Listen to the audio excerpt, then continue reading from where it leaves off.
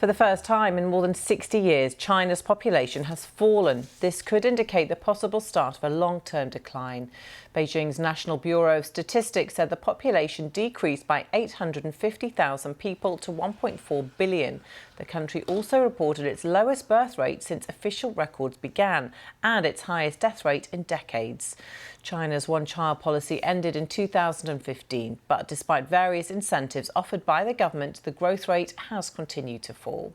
Well, our reporter Katie Silver is following developments in Singapore. Hi, Katie, good to see you. I mean, these are really significant figures, aren't they?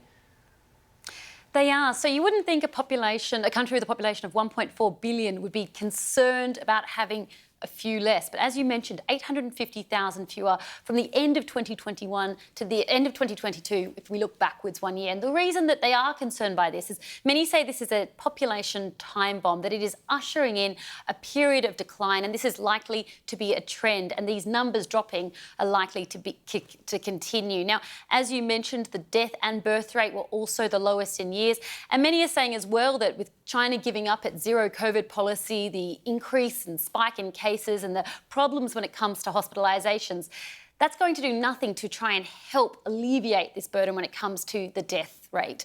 Now, many hospitals there, as I mentioned, overwhelmed. We've been hearing as well from the Commissioner of the National Bureau of Statistics.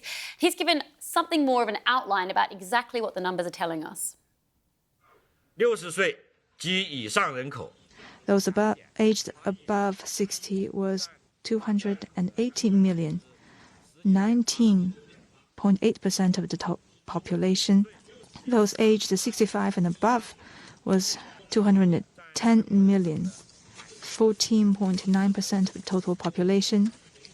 In terms of urban-rural structure, urban population accounted for 65.22% of the total population, up by 0.5 percentage points than the end of 2021. Katie, I guess it's fair to say these figures do raise serious questions about the country's one-child policy, which did come to an end some 7-8 years ago now.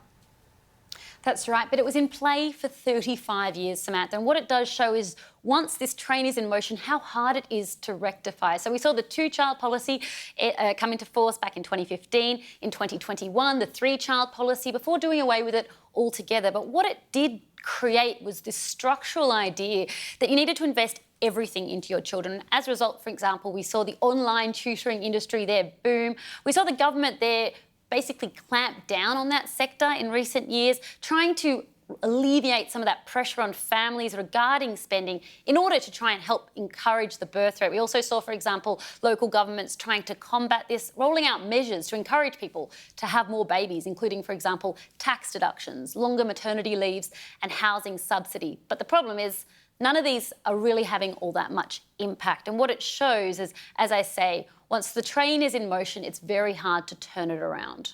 OK, Katie in Singapore, thank you.